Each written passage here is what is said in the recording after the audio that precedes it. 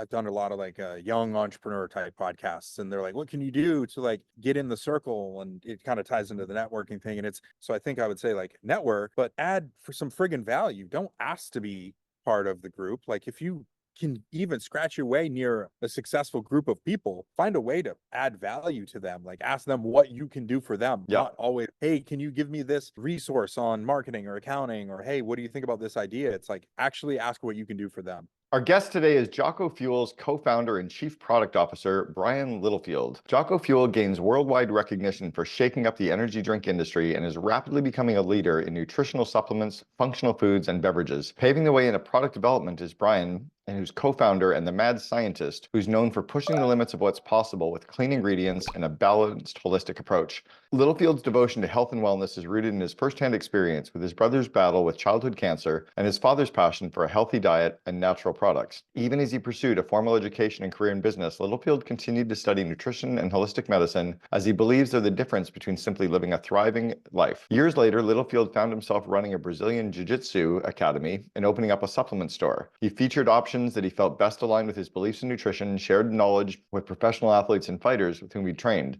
Eventually, he joined forces with now partner Pete Roberts, the founder of Origin, and they launched a nutritional division where he would become the chief operating officer and eventually chief product officer. You're going to love this episode. You can also watch it on our YouTube channel. We'll see you on the inside. So, Brian, welcome to the Second in Command podcast. Thank you for having me, Cameron. I'm looking forward to this. Normally, I leave this a little bit later, but I think it actually makes sense to kind of dive in right at the very beginning. You're actually a co-founder and COO, or co-founder and kind of the chief product officer. What was it that led you and your partner to start this company in a category that was already pretty crowded? So it takes us way back to the beginning of how it started before it was actually Jocko Fuel. And that was actually an extension of the company. Many, many years ago, it was known as Origin BJJ. So it was this niche manufacturing company in the woods of Maine that was making jujitsu gis or kimonos 100% American made, and which was a crazy story in and of itself. But the founder, Pete Roberts, and I got linked up through Brazilian Jiu-Jitsu, and I had the nutraceutical background. And so I came on and actually joined on the Origin side of things, helped build out a retail program and a number of other initiatives. He actually wanted to move me back to Maine, and that's when I became the first COO of the company Origin, which later grew and spawned Origin Labs, which was the nutritional division that we focused really heavily on that combat sports community. And then that evolved into Jocko Fuel when Jocko came on as a partner in 2017. And is the combat sports component still exist, or have you guys separated that into a whole separate business at this point? It's still a major core of the business, actually, on both sides. So the companies actually ended up splitting 2 or 3 years ago, and they just both, needed their own attention, their own teams, and they were headed in 2 separate directions. So Origin still focuses on manufacturing product. It does a lot more than manufacture kimonos now. It has all kinds of lifestyle and workwear gear.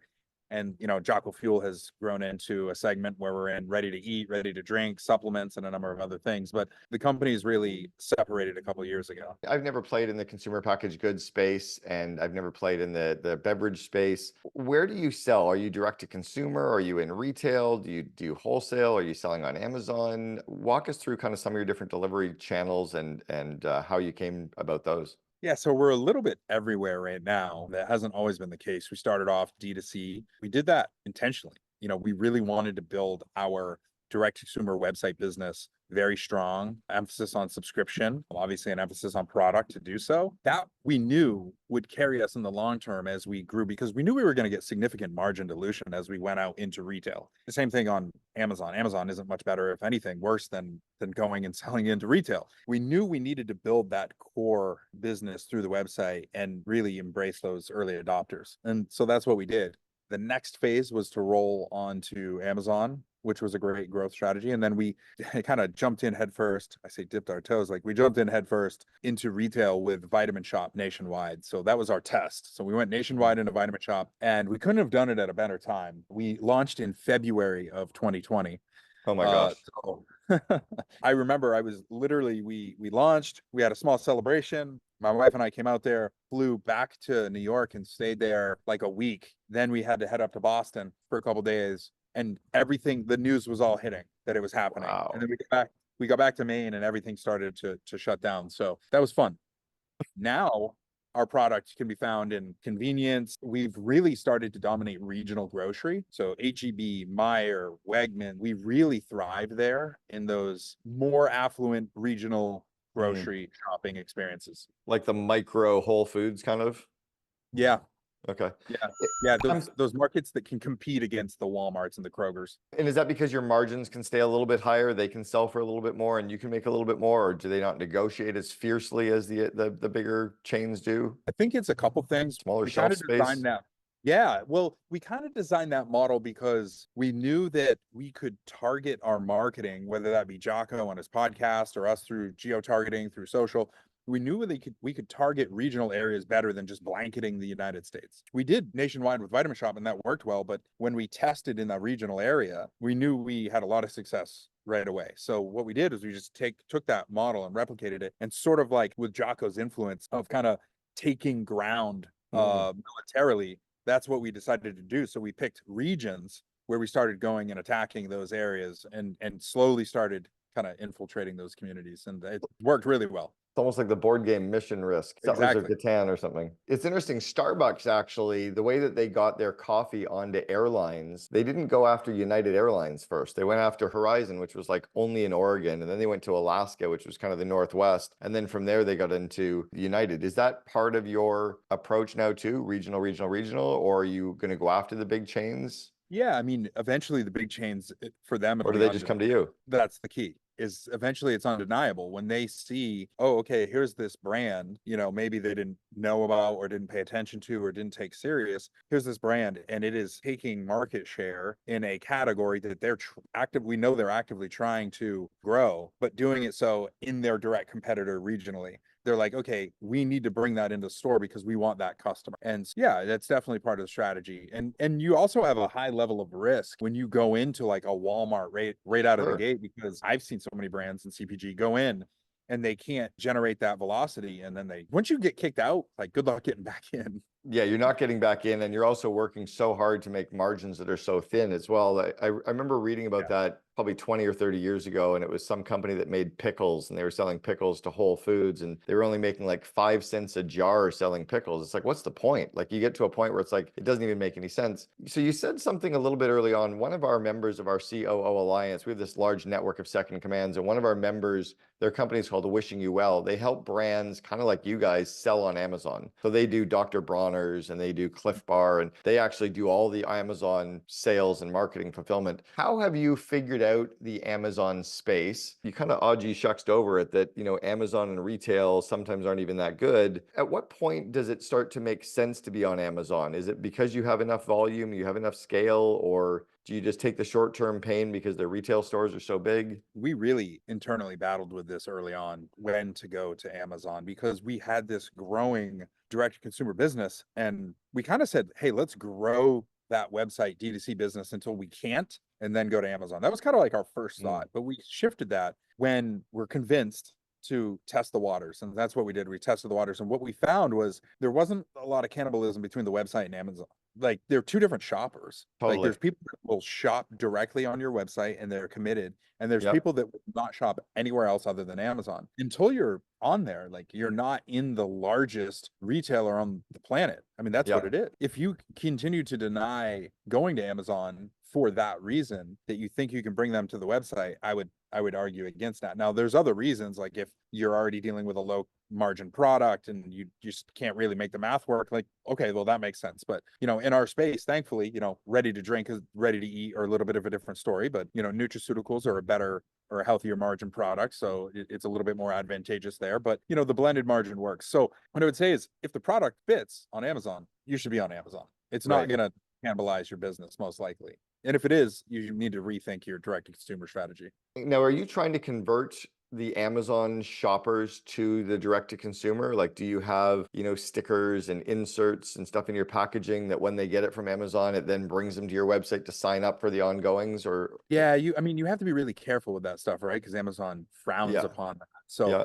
you can't have it on any of the inside of your packaging, and I mean on the outside of your packaging rather. And you can try and sneak some things on the inside. But what's interesting is, having been in this space for a long time, there's products that I consume that we don't make, like maybe single letter ingredient vitamins or something. I've followed brands on the platform of Amazon, and what's interesting is the ones that used to do like the little inserts and the stickers and the giveaways, if you go to our website, for whatever reason, have pulled away from that. They seem to be doing that less and less often compared to how much they used to do it. So I don't know if that's because Amazon's cracking down on it that much. We don't really do it. Obviously, the one thing we do when we run a campaign, whether it's on Meta or YouTube or Google SEO, we're not driving them to Amazon. We drive them to our website. Now, what happens is everybody sees a product and they go search on Amazon, and then they find it on Amazon. That's fine. But when we drive traffic, we're going to drive them to our website. Yeah, makes sense. And you guys are, again, competing in a very, very, very, very crowded category. All of your supplements and all your nutraceuticals and all the drinks. Like, how do you decide which products to kill and which products to keep? Do you look at inventory turns, or do you look at margin? Do you look at like cost of goods? So what do you look at to decide which products to keep and which ones to keep? Because some of it is, you can kind of fall in love with the, oh, I love this because whatever, but the data is saying it's dumb. Kind of like what Steve Jobs did in Apple 25 years ago, right? He just killed 80%. We have been in a position where we haven't had to kill that much. And that's because when we rolled out the product line for Jocko Fuel, it wasn't a line of product, and that's how Jocko wanted it. And that's kind of like the history of the product development, which is what I do now. When we started with Jocko, he wanted to build products that only he took. And so he's like, I want to make this because I want to take it. And if people want to buy it, they'll buy it. Obviously, he had a megaphone with the podcast. So we knew people were going to buy it. We didn't know how many people were going to buy it, but we knew people would buy it. He's like, he genuinely was like, I want to take this product. So let's make this product. So that's what we started with. And it was 1, 2, 3, 4. We didn't like design a line and roll it out. That's just wasn't the strategy. And it's worked out for us. So there's been an adoption process along the way where people, and we have a kind of a varying product assortment. So, there's plenty of people that will take krill oil for heart and brain health benefits, but they could care less about, a healthy energy drink, and vice versa. We appeal to a lot of different people. So we haven't had to SKU rat a lot of stuff, but the few things we have, yeah, it's data driven. Like, we don't keep anything around that is just based around feeling. I would say the one thing that we still have around that we obviously don't sell a ton of compared to what we have with the rest of our assortment would be the original product, which was Jocko's white tea. And so that's a legacy product for us. That always exists. Did you say you wouldn't have to ski rack something? SKU rat, like SKU rat. SKU. Okay. Rack, I thought you said ski rack. I think you're placing it on a ski rack. I'm like, dude, you must be a hardcore skier like me to use a analogy that no one will. That's great.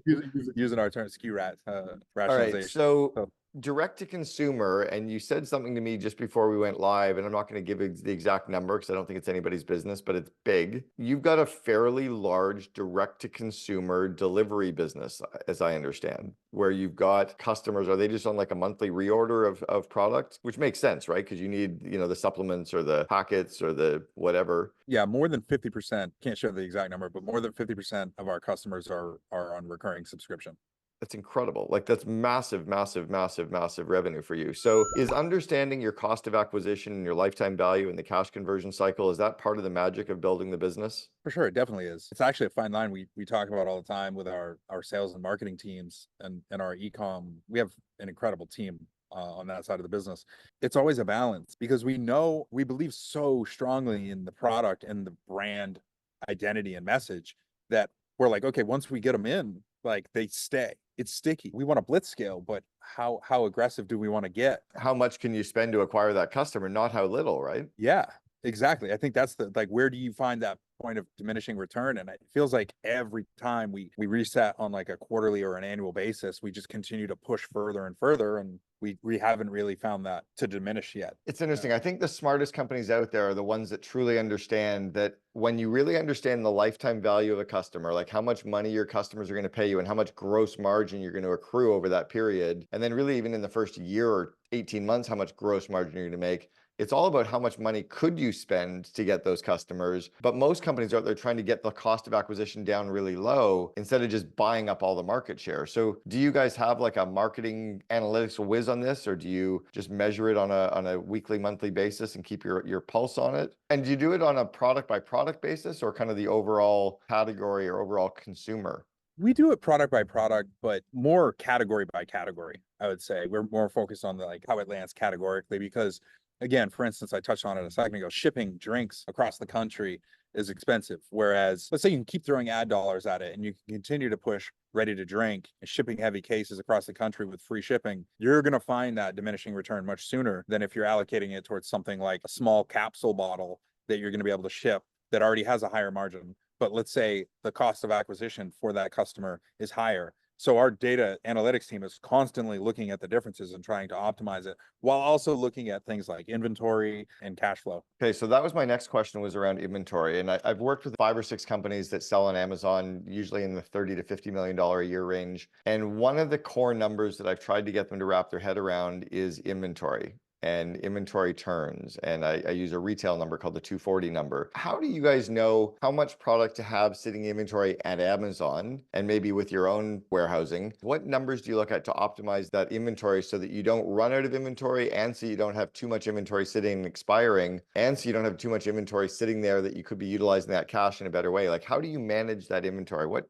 do you look at? I would say we were very fortunate in the sense that early on in my role, we had impeccable timing when it came to kind of understanding. I think some of it had to do with literally living in the data. I was early on. Now that we have this incredible team, we obviously have a lot more data. That said, as a brand who's growing the way we're growing and the way we kind of embrace lean principles anyway, I would say it feels good to know that we've actually never had expiring product. So we've never actually expired product ever.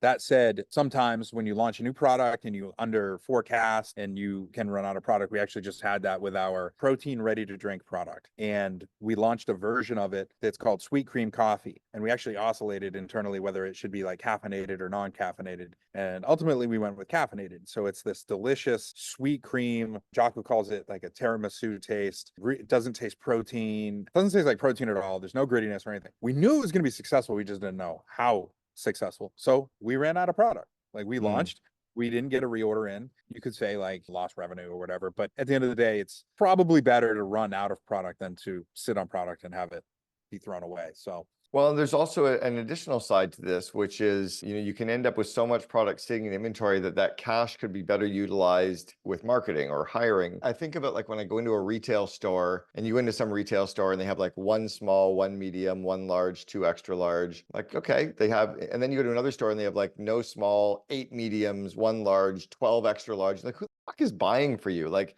doesn't make any sense why your shit is like all over like this. And you realize like they can't be making the money that somebody who is perfectly optimized. And then you got the Walmarts of the world where they, they sell the coffee mug and the other coffee mug is getting put on the truck that minute later. Like they literally are optimized so perfectly. So the number that I always talk about is a 240 number that I learned from a South African in retail. And he takes the gross margin percentage multiplied by the inventory turns has to equal 240. So if you got like a 60% gross margin, you have to turn your inventory 4 times. If you've got 80% margin, you got to turn your inventory 3 times. If you've got like Walmart, 10% gross margin, you got to turn your product 24 times. Do you guys measure anything like that? Do you use software for this or do you just... I would say now, like these days, I'm disconnected from the process. Okay. In that aspect, we have senior procurement managers Right. and a head of planning. Our team is, I'm sure that I don't know what they're using, but it works. But they're doing It works something. Yeah. well. Okay. Yeah. Can you walk us through some of your growth? I mean, you've been with the company for about 8 years. What's your growth been like as a leader, as the second in command? How have you had to grow? And then I guess part 2 of that, or maybe even part 1 of that, how did you and Jocko decide how to divide and conquer? Like who was going to get to do which parts of the business? Like I said, I was COO for Origin and myself had started the nutritional division and founded it sort of as like a sister company, less so like a child. And then when Jocko came on, it was sort of like the trifecta. Like Pete is very much, we're both very entrepreneurial, but he's very much like big, dreamy, super ambitious, doesn't take no for an answer, and ultra creative. Like that's his thing, is like he can literally get into any of the design programs and actually design stuff himself. So he's able to push those teams very hard. Jocko is, for what people know he is, like he's a legit leader, not just in the sense of like I've written books, but like did it in the military, has done it in his private companies. He is a leader and he is great, but he also lives into that decentralized approach. So he's in and out as he needs to be. And so where that left me, which was perfect for me, in an early stage company was being in that operational role, because I like doing a lot of different things and having many hats. And when you start off as an organization, I was like, okay, I can do all of my product development stuff, which is what I wanted to do passionately, but I can also build it from scratch. So we literally went from, we were integrated as a business where we had sewing machines, pallets of like protein powder in between the sewing machines. So the stitchers were like, get this shit off of our floor. Like, what is going on? And so we went and got our first warehouse. I set up that lean process with flow racks, added shippers, brought in customer service, like built it and got the flywheel turning. That evolved and grew and grew. We had to go into a second facility. You know, along the way, we brought in our first executive hire, which was our CFO. And then so that's like, okay, I've relinquished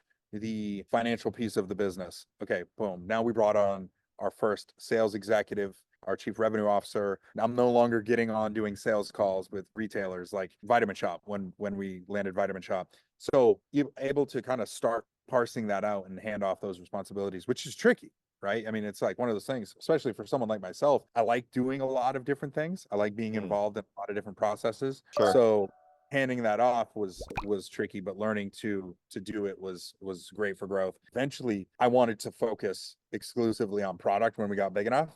And that's, you know, when we brought in a COO to run the organizational vertical of like the logistics and HR and stuff like that. Stuff that I'm not as excited about, still love and embrace, but that's where I've landed today. And that's, you know, obviously being able to head up all of, you know, product development, product marketing, all those things is exciting. How about your growth as a leader? What have you had to do to grow as a leader? Because the organization has drastically changed. I would guess that your style, your skills, you know, what you focus on clearly over day to day has changed too. How have you had to grow as a leader? Oh man, patience and humility.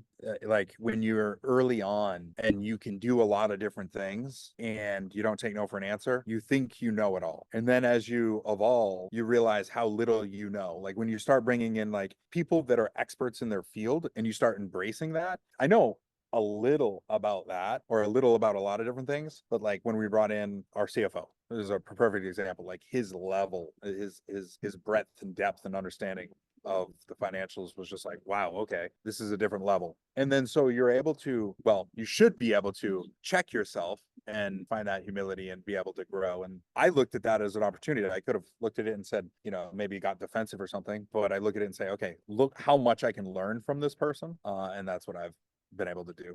And has there been anything that you had to kind of get humble about as a leader to grow? I mean, there's the book Leadership and Self-Deception. And I remember years ago that I used to struggle with some stuff. And when all of a sudden I realized that everybody had stuff to work on, it was easy for me to accept some of my own weaknesses. Were there any areas that were harder for you to grow that when you accepted, you were able to kind of go through that glass ceiling or that brick wall? The biggest struggle early on for me was finding the balance between me and my partner, Pete, who is the CEO. Like finding that balance of like being able to rely on each other or what we were best at. And I think that that was a struggle for me for sure. Like having to overcome that, having to understand like he is better than me at certain things. And that is for someone who's hyper competitive, that is not the easiest thing to do. Absolutely, like understanding where your weaknesses are, like you said, and embracing those and relying on it. Like if you're the greatest person on your team probably sucks.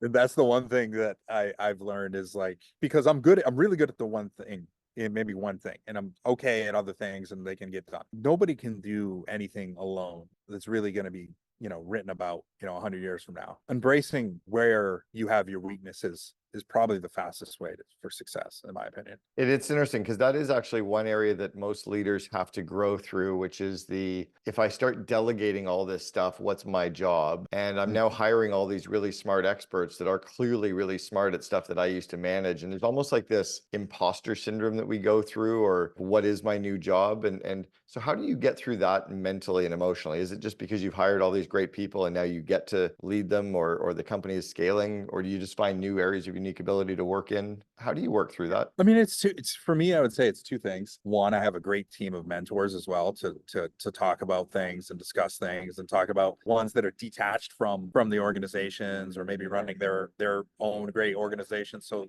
having a great circle of people to talk about challenges is amazing. And then the other one is just time.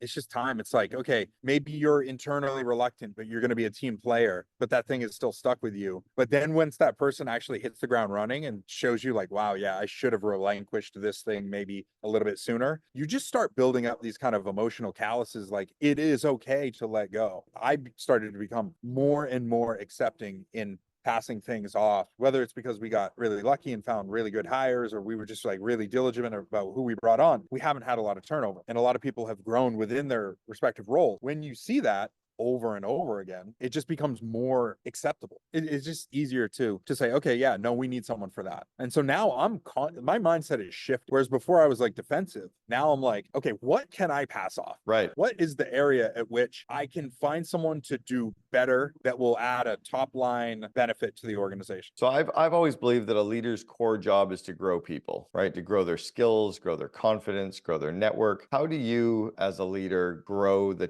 people and the team that are working around you and for you?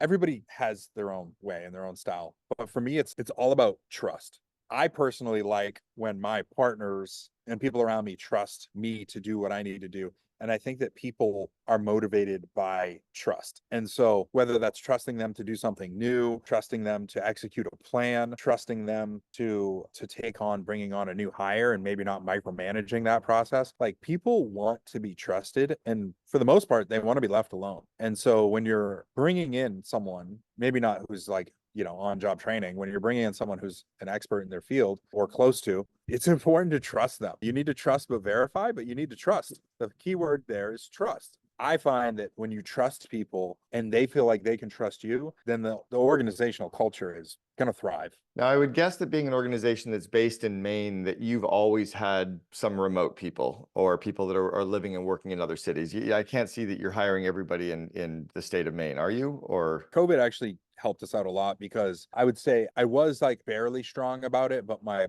partner Pete was very strong about it. And it was one of those things where if you were not living in Maine, we would move you there. And so in the first few years, it really capped our talent pool. And, there were some people that it was great. They're like, listen, I don't like being around a lot of people. I like the outdoors. I want to hunt, fish, hike, ski, snowboard, do all that stuff, boat, fish. If you want to do that and you don't mind being not near a lot of like stores and things that are open late and entertainment, Maine's a great place for you. But a lot of people, they didn't fit into that box. So it was a little bit hard finding people early on. When the remote work thing shifted, it made it a lot easier to find talent. So yes, I would say in the first few years, almost everybody was in Maine, and then it quickly moved outward, and we embraced the remote work, and it has worked out really. how have you learned to adapt as a leader when you are leading people and managing people that are remote? What kind of skills, what tools have you incorporated or brought into your business that is helping with that? And the second part of that is, how do you build the connections with people when you see them for 30 minutes a week instead of every day walking down the hall, the saying hi is like they're gone for like the next 7 days again?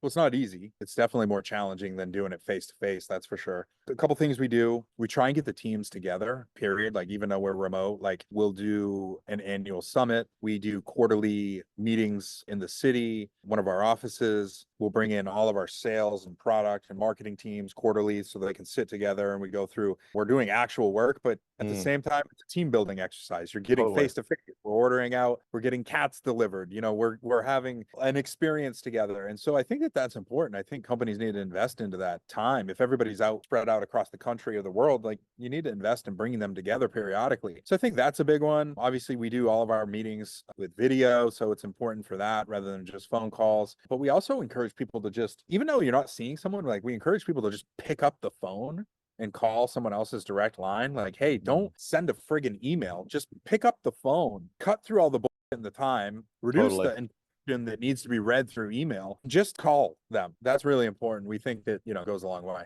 It totally goes a long way. It's interesting that you talk about like bringing people together. Somebody, I don't remember where it was, said that the on-site is the new offsite, right? That we used to take people off-site to go build connections in team. Now we're bringing them all on-site to build connections in team. It's awesome. All right, I want to go back to the 21, 22-year-old Brian Littlefield, and I want you to give yourself some advice. What advice would you give the younger you that you know to be true today, but you wish you'd known when you were just starting out in your career? A lot, but let me pick one. I would say embrace networking, build authentic relationships. Don't embrace the things that are like fleeting and coming and going. Like find authentic relationships, go out of your way to build. Kind of segues, but I've done a lot of like young entrepreneur type podcasts, and they're like, what can you do to like get in the circle? And it kind of ties into the networking thing. And it's, so I think I would say like network, but add for some friggin' value. Don't ask to be part of the group. Like if you can even scratch your way near a successful group of people, find a way to add value to them. Like ask them what you can do for them. Yeah. Not always, hey, can you give me this resource on marketing or accounting? Or hey, what do you think about this idea? It's like actually ask what you can do for them. I love that. And it's interesting. It's actually one of the mottos of the COO Alliance. This, this network of second in commands from all over the world is share, then learn. Because if we always come up trying to like learn and extract from everybody else, we forget that they need to learn from us. But there's always a little bit of this imposter syndrome that we think that, oh, well, I don't really know if what I have is valuable. Yeah, but it might be your idea plus 2 other people's ideas. And they take those 3 ideas and merge into exactly what they're looking for. So I love that you get that. All right, Brian Littleton, thanks so much for sharing with us on the Second in Command podcast. Super appreciative. Absolutely. I'm already happy. My grandfather had said to my dad when I was 2 years old, with a name like Cameron Gardner Herold, he's going to be something someday. And I heard that saying so many times that it became very stressful for me. I didn't like it. And then I don't know when it was, about 10 years ago, I realized I was already there. I didn't have to keep chasing anything to be successful.